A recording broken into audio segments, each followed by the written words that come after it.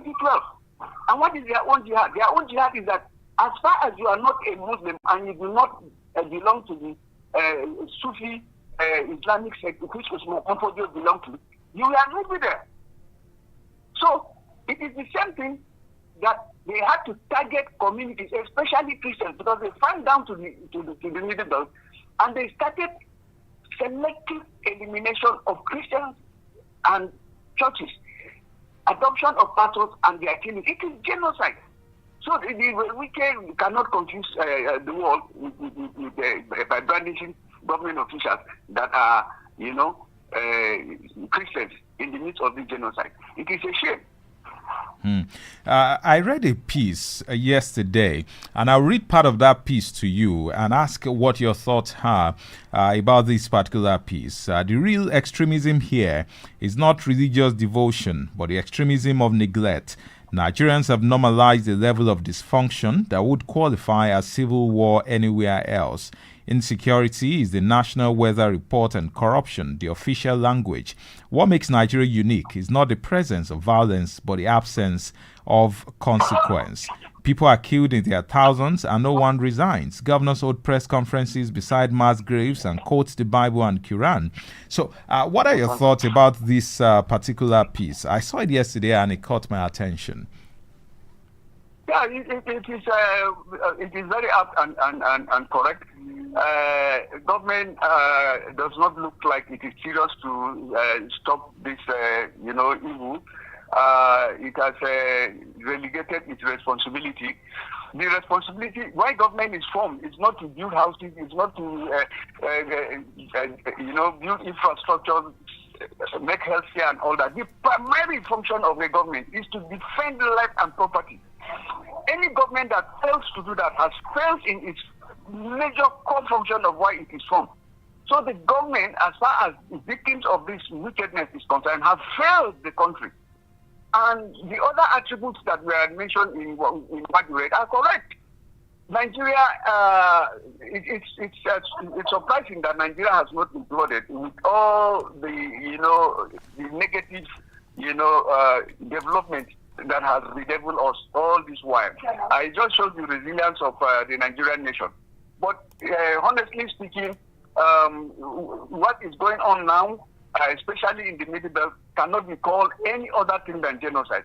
As a reporter who has been covering this since 1912, I have painstakingly documented so many of these evils, and there is no way that it can pass in any other name outside genocide. Forget the fact that people say Muslims are being killed. It is true that Muslims are being killed.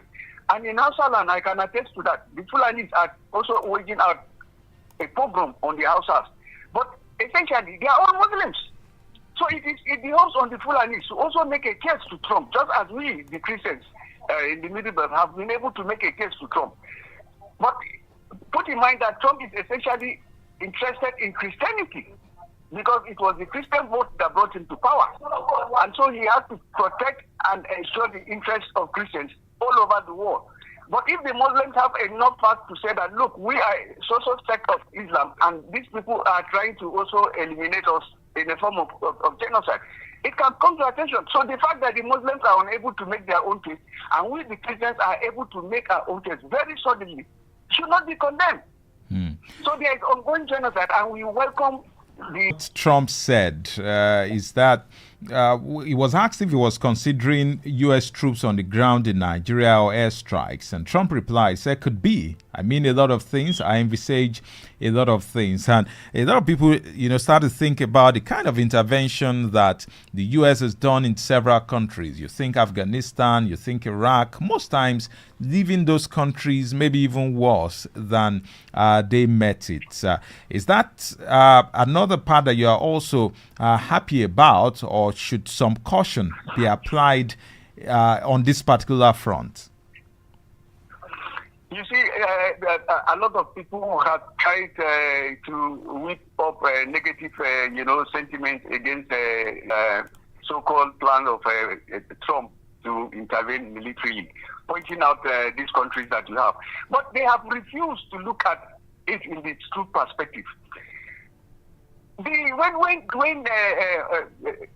the Americans went into Libya, it was at the height of the Arab Spring, who started in Tunisia after Mahmoud Bouazizi immolated himself in protest out of corruption and police harassment. That led to the downfall of the Tunisian government. And then it spread in Arab countries, and it went to Libya. Mohamed Gaddafi had been on the wanted list of the Western nations for decades. And when that situation, when it showed that the Arab Spring had clearly divided Libya, Libya was divided into two, and Gaddafi's forces were pounding on his own enemies. And then it was a resolution that was taken up in the United Nations in, I can't remember the date, but in 2011, it was called Resolution 1973. And it was agreed that there should be a military intervention in Libya to stop Gaddafi from the genocide he was carrying out against other people.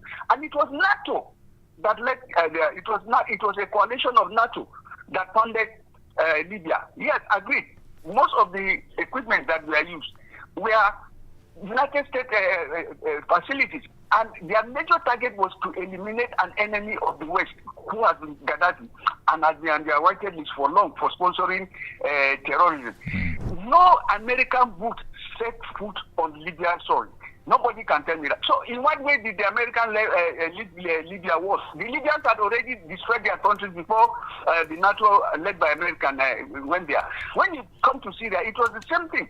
The Alawites that have been ruling Syria, who are a minority, of the Assad clan, had already suppressed the Syrian population large enough. And so the Arab offspring gave them an opportunity for an uprising. So it was in the midst of that uprising that the Syrians themselves did all kinds of wickedness against each other. In the end of it, a very cold and evil group sprang up called ISIS. Americans went into Syria to eliminate ISIS. They didn't set boot in Syria. And then when they eliminated Syria, they left. So in what way did the United States dominate Syria? Is United States mining oil in Syria or in Libya? Look, talk of Afghanistan. The United States had been in Afghanistan long in the 70s. When the Mujahideen were sponsored by, it was an ideological war. It was an ideological war between the United States and USSR at that time. And then eventually became what it was. And Osman bin Laden, masterminded the bombing of 1911. And the Americans invaded Afghanistan. The contexts are very different. Let us look at it from every other context.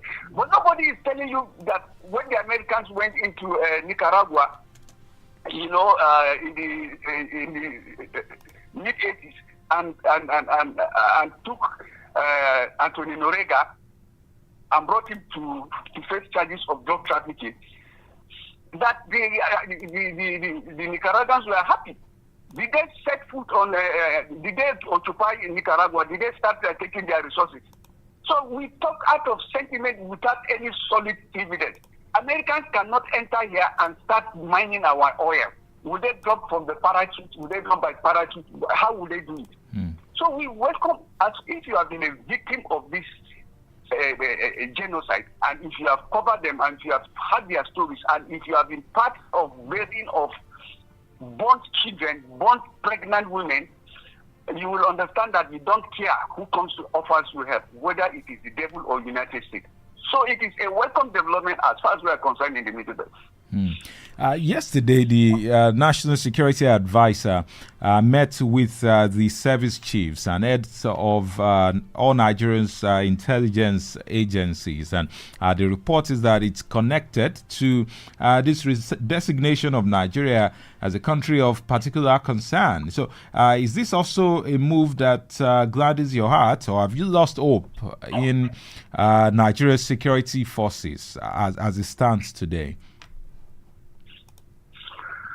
Well, we have always believed that the National Security Advisor and the defense ministers are, complicit in this genocide, because you cannot make sense out of the so-called peace valleys that the National Security Advisor's Office, had been, advocating and promoting and even sponsoring, where these serial killers, these genocidaires, will storm cities with their guns, rocket-propelled grenades, high-caliber weapons, parade them in front of government officials, in front of army, in front of DSS, who are not even permitted to come there with a stick, and then they will display all kinds of bravado. Meanwhile, the people that they have displaced, the people that they have been killed, are living in under subhuman conditions in IDP camps. And you heard the frustration of the immediate past Chief of Defense Staff, who, vented his frustration and said, look, there is no way you will negotiate with these people. You cannot negotiate because they are not people of honor. They do not keep to their promise. And you cannot forgive people who have carried out crimes against humanity. Now that is to tell you that there has been a clash between the service chiefs and the policy makers of the National Security Office. So it is shocking that up till now, President Bola Tinubu is still leaving these three Fulani people to be on top of the security pyramid when we are literally at war with with their own ethnic groups. So it does not show that President Bola Tinubu has the political will to end this banditry. So actually, Fulani should be pardoned, should be integrated, should be forgiven, even when they are still retaining their weapons. So to us, that meeting is fruitless. It is just a reaction out of fear that President Trump may beg is not removed and the militants are not rejected to reflect inclusivity. Even when they are still retaining their weapons. So to us, that meeting is fruitless. It is just a reaction out of fear that President Trump may beg is not removed and the militants are not rejected to reflect inclusivity. In the defense pyramid of Nigeria.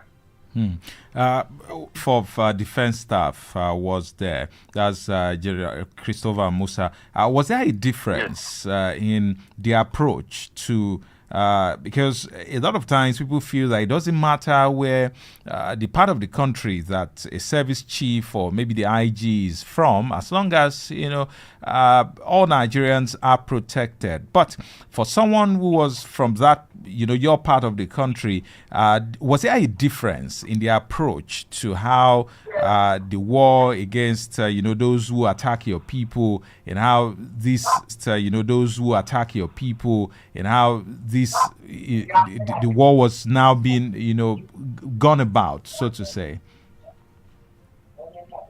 Yes, there was a difference, especially in southern Kaduna, in parts of southern Bauchi, and if you like, in parts of Taraba. But Plateau State and Benue State didn't have it much because of the cultural and perhaps the geography of the area, and then also with the cooperation and, if you like, the political will of the governors. The governor of Benue State did not show that kind of cooperation and guts to fight the bandits the way his immediate predecessor, Governor Autumn, did. And so the Fulanis had serious incursion into Benue State and carry out the kind of massacre that has always been reported all over the newspapers and all over the world. Yes, during Christopher's time, there was quite some improvement. The kind of mass invasion, mass killings, mass destruction of communities that we witnessed in part of southern Kebbi, in part of southern Kaduna, greatly, of course, but it was replaced by kidnapping and isolated killings, but it really reduced. In the northwest, especially in Hausa land, where the NSA seemed to have a strong reign, it wasn't any better because, as you could see, the operations of the troops were hindered by its own policies. And so he didn't have it any easier. In Kaduna State, for example, there's an area called Brinibari, which is very notorious, very, very notorious for, mass killings and banditry and, capture of land. The governor of Kaduna State, who will always say it, with the advice of the National Security Advisor, brought in bandits, notorious bandits, some of them well known, and granted them pardon. And they did not drop weapons. And up to today, the problem around that area is still subsisting. But these people have been granted pardon. And if you heard what Nasir El-Rufai alleged, that they are under monthly payments of government. So it is a desired situation. We hope that President Ahmed Tinubu will do the needful. If Ribadu is not going to be replaced, then he must be forced to change his policies. If not so, whatever the new services are going to do will amount to little or nothing. All right. Let's listen to Bishop Wilfred Anagbe. This particular, what is said here is also significant. And then we'll also listen to Temitope Ajayi, who is Senior Special Assistant to the President on Media and Publicity as well. Please stay with us, Mr. Biniat. We'll be back after these audios that we're going to listen to right now. Okay. Nigeria and eventually my diocese and the state of Benue have become, in recent years, one of the most dangerous and insecure places for Christians. Christians and Muslims are nearly evenly divided among Nigeria's large population of over 200 million persons. Islamist extremists are fiercely contesting the possession, control, and governing law of the land, especially in the country's northern and central regions, the latter of which is where Benue is located. There are constant ethnic, political, and religious conflicts over land and allegiance. Constitutionally, we are a secularist country, but our unity has been fragile. Political and religious actions and even public speech have been carefully managed to avoid accusations of religious bias and political tensions. Today, the clear influence of Islamist extremists has changed the traditional social dynamics of tribe, ethnicity, religion, and the social status in Nigeria. Because just recently, at the beginning of the Ramadan fast, 12 states in northern Nigeria have declared closed schools so that they attend to this. And you can imagine which other country in the world does that. Saudi Arabia is not doing it. Afghanistan is not doing it. Baghdad is not doing it. But then Nigeria is present. What kind of Islam are they practicing? 12 states. And not only Muslims are living in these places. What happens with the educational program or curriculum of the country? This is what we are going through every day in Nigeria. Since 2009, we have had this problem of Boko Haram that has become a full-blown terrorism. Initially, it seemed to be attack against Christians, but later it metamorphosed into attacks against anybody or any person or any institution that is against their ideology. They were attacking police stations, they were attacking military barracks, they were attacking churches, they were attacking mosques, they were attacking schools. So we have had Christian victims of Boko Haram and banditry. We have, as much as we have had that of Muslims. But of course, human lives are involved here. People who have lost family members, friends, will be unhappy about the development. However, to label it as Christian genocide is a factual error. I don't think there's any institution, there's anybody in this country that has more data or information or statistic on any matter or any subject than government. We have DSS. What's the job of DSS? We have police. We have NIA. So I don't think we should diminish our country by asking if we have data. So whatever data you want, I'm sure if you ask through the appropriate government channel, you will get. DSS has data. Tune in to the Spotlight, where we shed a light on one or two that takes place in this country. All right. You added there. First was Bishop Wilfred, and then the Senior Special Assistant to the President on Media and Publicity. So, Mr. Biniat, I'm sure that you had those two audios, and we just like your thoughts on them. Well, they weren't too audible to me, but I can imagine what the two will say. I know that, of course, Bishop Anagbe, who in fact should be highly credited for, this development, would always stand by the fact that there is a genocide going on in Nigeria. And then the spokesman of government, of course, will literally deny it. which of course is understandable. But like I keep saying, there is no denying the fact that what is going on in the middle belt of Nigeria is absolutely a genocide. Let me tell you a story. I visited an IDP camp in Abuja, where some of the victims of the survivors of the victims of this genocide fled from part of Goza to, establish some informal IDP camps in part of Abuja. And they told me that they have members of their families that are Muslims. When this Boko Haram, storm their communities, they will put their Muslim brothers aside and they will slaughter the Christians that are members of the family. And they will burn churches and abduct their own girls who are Christians. The girls that are Muslims, they leave them behind. And you want to tell me that that is not genocide? It is the same thing in southern Kaduna. Zango Kata is essentially occupied by Muslims. They got in the sea of Atiap communities. At least 100 Atiap communities were attacked and destroyed by Fulani herdsmen. But the Muslims of Zango Kata were not touched. Is that not selective killing and elimination? That is genocide, and it is replete everywhere in the Middle Belt.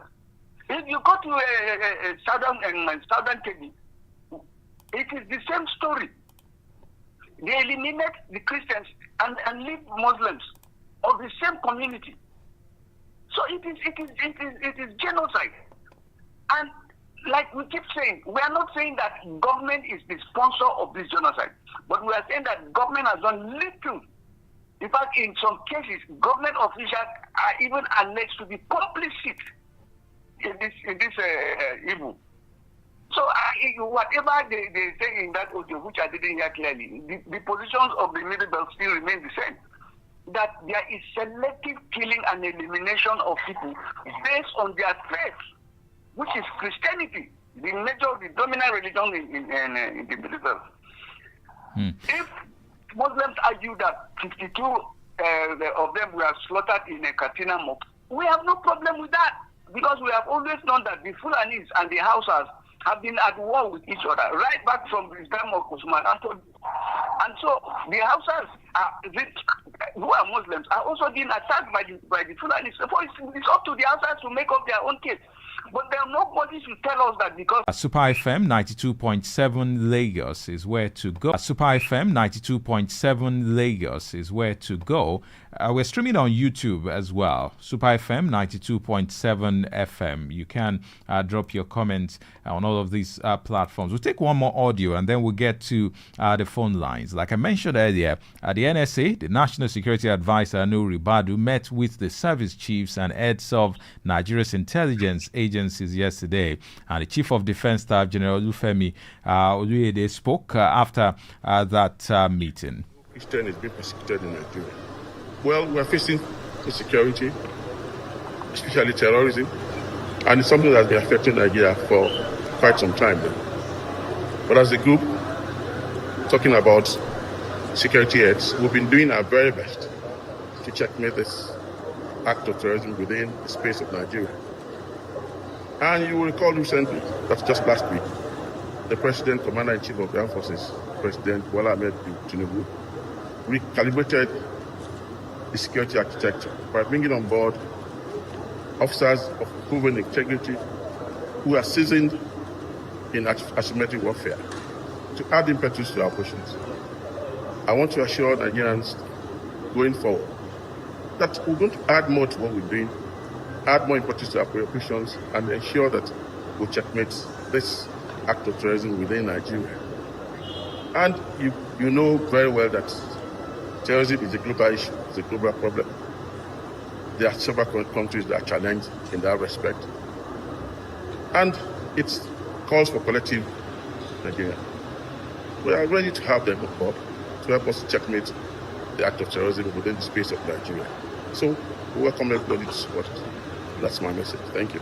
All right, that was the Chief of Defense Staff speaking there after that meeting with the NSA yesterday. But let's get to the phone lines now. 0705 6900 927 0705 690027. That's the phone line to be a part of the program. It's also the WhatsApp line.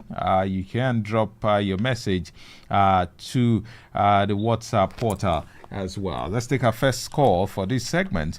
Hello. Okay. Network issues there. Good morning to you. Good morning. Good morning to you. Yeah, this is a school calling from Lagos. Please go ahead. You have the floor. You see, it's a Christian genocide. There's no doubt that anybody can tell me. Reverend fathers have been killed in Kaduna. Any of them that have been kidnapped, do you see anyone? Go to Soka. People were massacred in a church on a Christmas day during the time of Jonathan. What are we talking about? Saudi Arabia gave Nigeria 400 lists of people that are following these terrorists, these people that are killing massacre Christians. Where are those lists? Nigeria should tell themselves truth too. They don't stop hiding something. It's a Christian genocide. Little bit are known as Christians. Everyone is known as Christians. Do that mean? So all these people, whatever anybody is against it is a suspect. I said it is a suspect. Thank you. All right. Thank you. Thank you very much. Mr. Biniat, you can hear the calls now, I believe. Yeah. Okay. Okay. The last caller was very, very correct. All right. Like I said, we have another call. We'll get to your comments after the calls. Hello. Good morning. Good morning to you. Good morning. I'm calling from there. Come again? I'm calling from there. Please go ahead.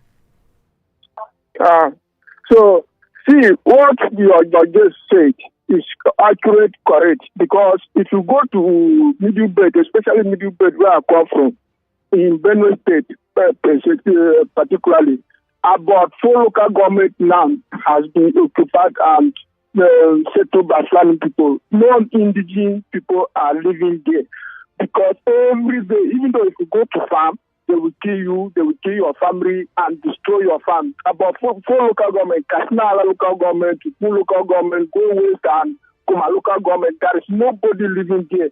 It's Fulani has living into people's houses. So those Fulani, is it not Muslim people?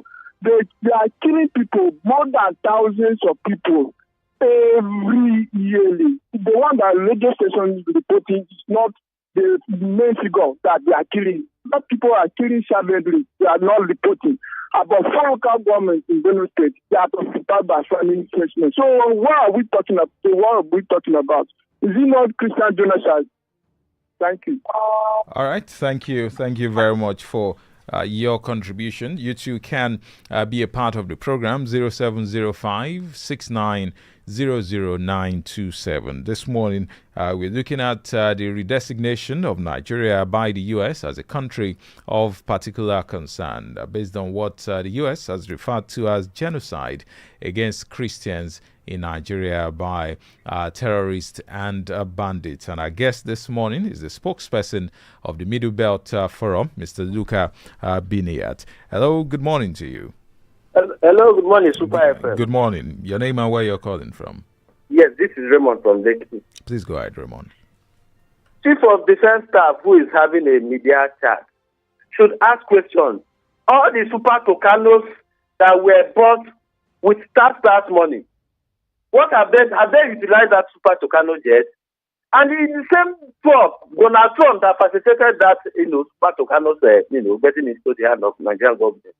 All the armories that have been supplied so far by the American government, have this Tinubu APC government been able to utilize it to fight insecurity? The fact remains that Tinubu lacks the political will. Tinubu does not have the political will to fight insecurity. And he has been doing it because of his 2020, his re-election bid. And Nigerians are paying dearly for it. And nobody should blame Trump. In fact, we need Trump at this point in time. Thank you and good morning. All right, thank you. Good morning to you as well. Mr. Biniat, before we get back to the phone lines, I don't know if you'd like to react to some of the calls, but there are those who have also said, well, the opposition are part of those who are fueling this claim of a Christian genocide. In fact, Wike went as far as saying that some people also benefited from stoking up these kind of issues. When Boko Haram started under the administration of Goodluck Jonathan, when Barack Obama was the U.S. president. And some people, he didn't mention the some people, but of course Nigerians know, and how they also used that whipped up sentiment to ascend to power. So do you think that there's some politics at play here as well? Where can there be politics in it? There must be politics. Which politician will not take advantage of the weakness of his own opponent and make a capital out of it? If Ahmed Tinubu is so weak and incapable, of securing Nigerians, that is a good point for the opposition to latch on. Was that not what he also did? We all know the tweet he did during the reign of Jonathan Goodluck, how he also whipped sentiment and, arranged all kinds of protests against the then government of Jonathan Goodluck. So if it is happening at this time to him, why should that be any problem? It is politics. After all, it's administration, political administration, not all about politics. So when people take advantage of it, it is clearly understandable and it is all right. And is it not based on that campaigns are made?